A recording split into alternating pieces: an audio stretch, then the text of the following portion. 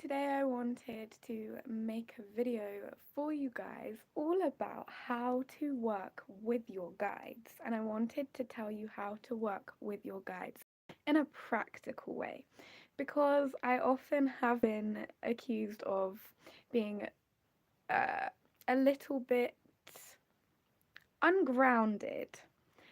So, in order to deal with the the side of that, I wanted to talk about how to work with your guides in a practical and grounded sense.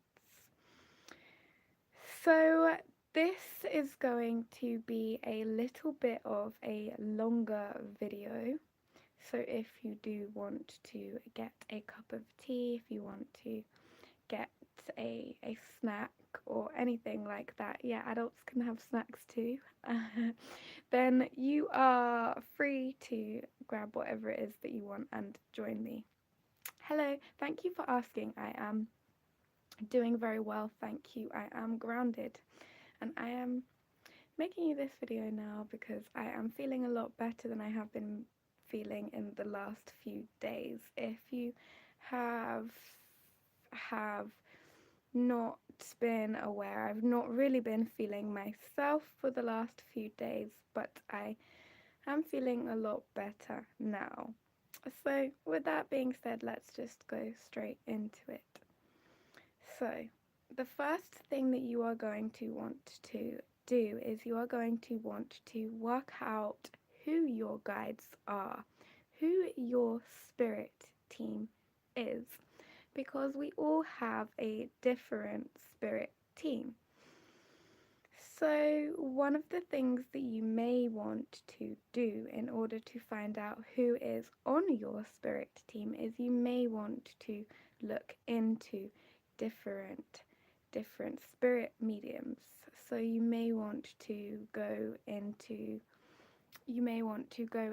more first dimensional beings as your guides. You may want to look into more beings such as, these would be known as, quite often you'll have negative entities such as demons. They will be on the first dimension, but quite often Dracos, so dragons, will operate on the first dimension as well. So these are guardians that you can see in your mind's eye, in your third eye chakra. Now, you can do different meditations to see them, and then once you get onto the second dimension, now I will go into the different meditations that you can do to see them later onwards, but when we go into second dimensional beings, this is when these beings start to be able to interfere with our lives slightly. So these are things known as like fairies, fae folk.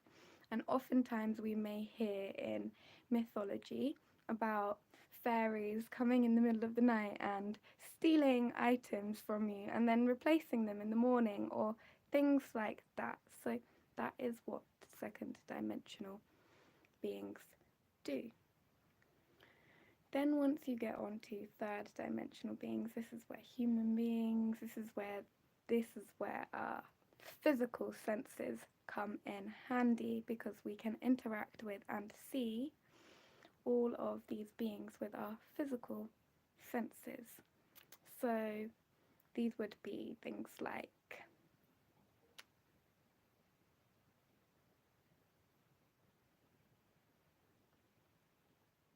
animals, birds, they're animals, but animals, plant life. A lot of plant life may be between the second and the third dimension, but most plant life is in the third dimension. So rocks, minerals, most of those are in the first dimension. Minerals themselves are in the first dimension, but a lot of rocks will be in the second dimension, because a lot of rocks are two minerals that are together. So what that means is you have a second dimensional object, basically. So yes, Then once you start to get into the fourth dimension, that's when things get complicated. I'm not going to talk about fourth dimensional beings, but fifth dimensional beings, they're a little bit easier to understand. These are your ascended masters. So these would be people such as Jesus, these would be people such as Buddha, these would be people such as, that's the only two I can ever think of when I think of ascended masters. Mother Mary is an ascended master. Let's think. Mary Magdalena is also a ascended master. Saint Germain is an ascended master. John the Baptist is an ascended master. So those are all fifth dimensional beings. Once you start to ascend your vibration to the sixth and seventh dimension, that's when you start to come in contact with angelic light beings. So I will get more onto this when I talk about the Divine Merkaba, which is a video that I will be doing coming up. But today I'm just doing this. So anyway, I will only go up to seventh dimensional beings today because I don't want to complicate things too much. But yeah, once you get to seventh dimensional beings, this is when you start to have interactions with angelic light beings, extraterrestrials, and things like this. And this is where a lot of our guidance will come from the seventh dimension. So that's why I am leaving it up to here today. So there are different meditations that you can do to meet these different guides and to raise and to lower your own personal vibration, because that is what you want to do to communicate with these different beings. You want to either raise your vibration to the seventh dimension or lower your vibration to the to the first dimension. So it is important to note that while we are raising our vibration as a collective, it is also important to also lower our vibration as a collective and to ground ourselves as well. So, as I was saying, there are different meditations that you can do. Now, these meditations will vary and differ. Now, when you are lowering your vibration, you will want to do different meditations such as grounding meditations. This will help you to interact with first dimensional beings on a healthy level, on a healthy way, because otherwise you may find a lot of people often say like, oh, there's demons following me, there's things like I've seen a black spot in the middle of my room in the middle of the night, and there's black figures chasing over me. What this means is you are suffering with possibly likely with psychosis.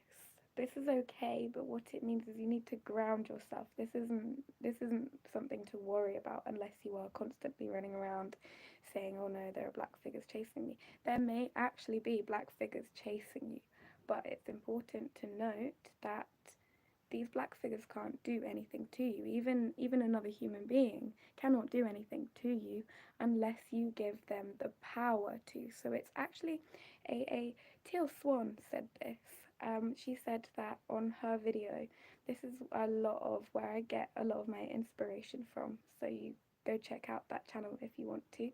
Anyway, I haven't checked out her channel for a very long time, so I'm not entirely sure what has been said on there, but during the pandemic, it was mentioned that even if someone told you you had to do something or they would shoot you in the head, you still have the choice. And you could always choose to get, like, you know what I'm saying. So you always have the choice in what you do. So when I do my shadow work, I often think about that. And when I think about lower dimensional beings, I often think about, well, they can't get to me unless I give them the power to. So that's something that you can take away in your everyday life is you give other people the power to affect you, and if you don't give them the power, then they can't affect you. So yes. Now, let's move into the next part. Oh, no, I was still talking about the different meditations you can do. So, when you ground your vibration, this helps you to get into the first dimension. Now, when you want to get into the seventh dimension, this can also be known as heaven, the Garden of Eden, things like this. Often, the seventh dimensional energy is often associated with heaven like energy because once you raise your vibration to this level, you drop away negativity and you start to become angelic in yourself. You start to shed old negative habits and you start to become more pure. So once you start to do these types of meditations, you will find that you are seeing different colors and different orbs and things like that because you are expanding your third eye chakra. Let me just check how much charge I have on my phone. Okay, so I will have to finish this soon because I've not got a lot of charge left. But anyway, so when you start to raise your vibration, this is the type of meditations that you will want to do to raise your vibration. This is usually involving outside. This usually involving your DMT molecules. Now, I wouldn't recommend taking synthetic DMT. However, I am aware of the fact that there are people out there who do take synthetic DMT, and I'm not going to say anything about that because that's not my place. So anyway, I would recommend that you practice yoga and healthy eating, healthy lifestyle instead.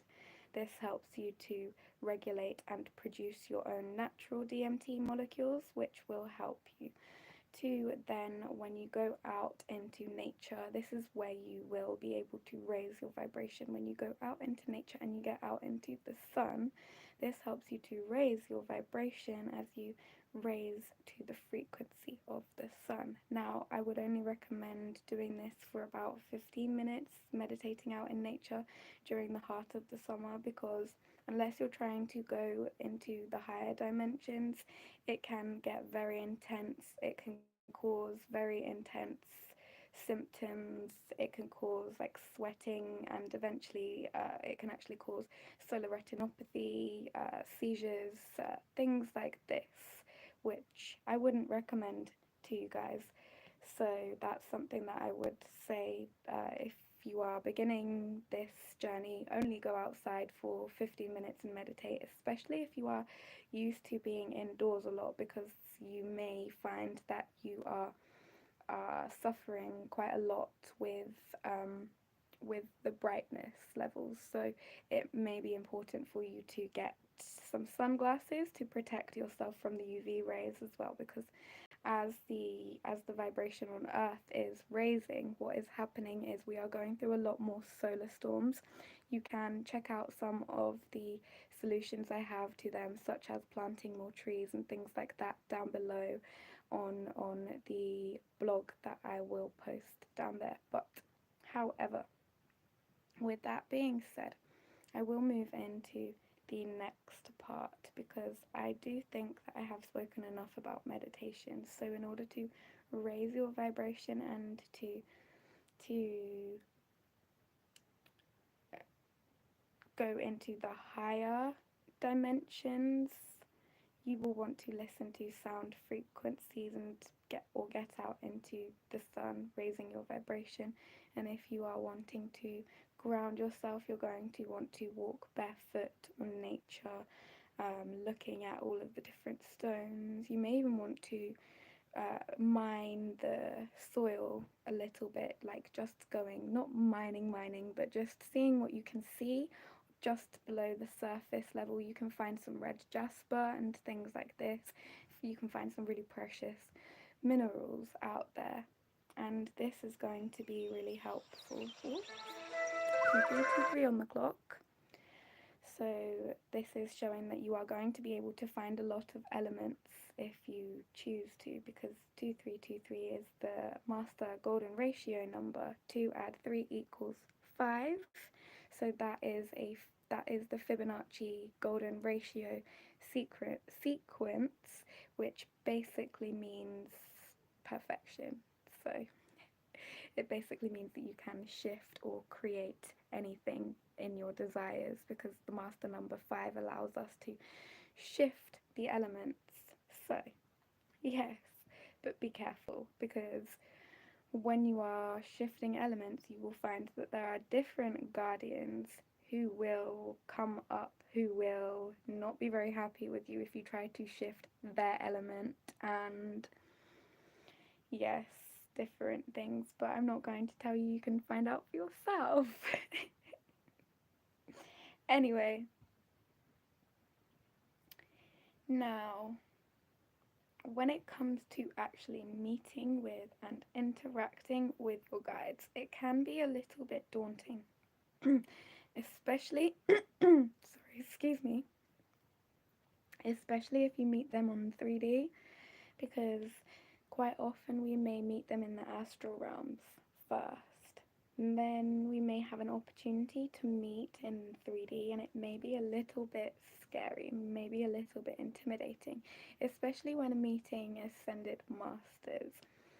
So these are like twin flame connections, or these are your guides that you have called in from your soul tribe. These are your ancestors that you haven't met yet, so people who you have found online, who, or through whatever means, you may have been pen pals for a while. When you are meeting them, it can be very daunting, it can be very scary. I have done this myself, and I can tell you that it is quite overwhelming. So it is important for you to make sure that you are prepared, that you are grounded first of all, because otherwise you may just run around telling everybody, I just met all my guides, and everybody may try to section you or something like that. I don't think that will happen to you. Genuinely, I don't think that will happen to you, but it's important to make sure that you are prepared first. So before doing the guided meditations, or whatever it is that you're doing, if you're not doing a guided meditation, if before listening to the sound frequency, or whatever it is that you are listening to, it's important to make sure that you are hydrated enough in order to proceed, because otherwise you're going to find that you are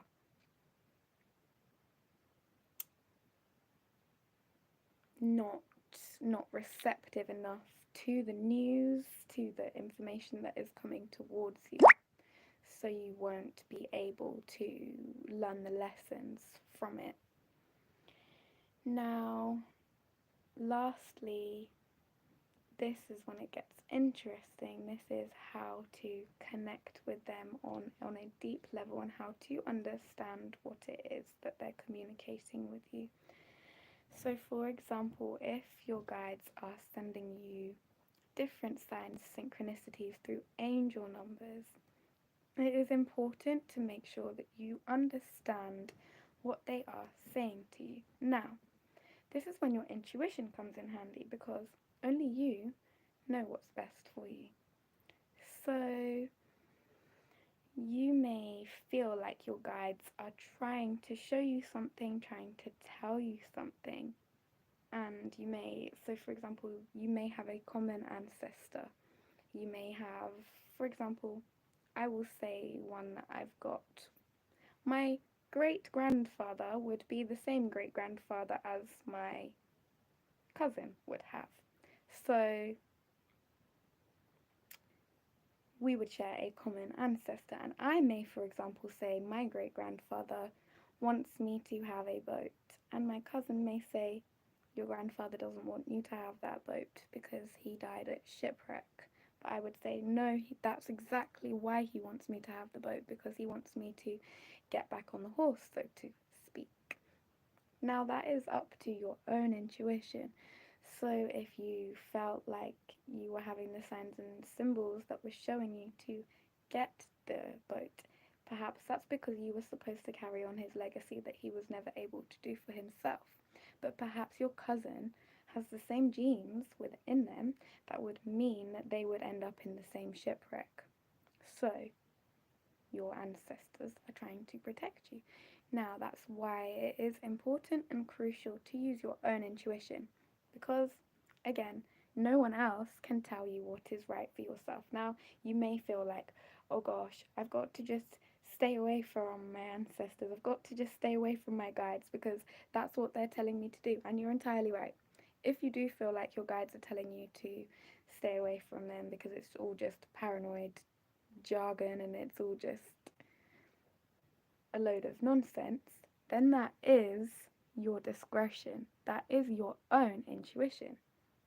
So that's what is right and entirely correct for you.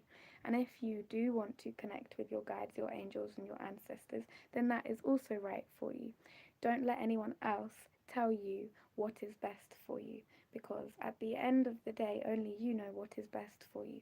Now, with that being said, I am going to finish this reading today, this energy reading slash guidance, but I will be coming live to bring you more readings like this. So let me know down below all of the type of content that you would like to see, and I will see you next time. Thank you very much, and goodbye. One love. Yes, I would like to stop streaming.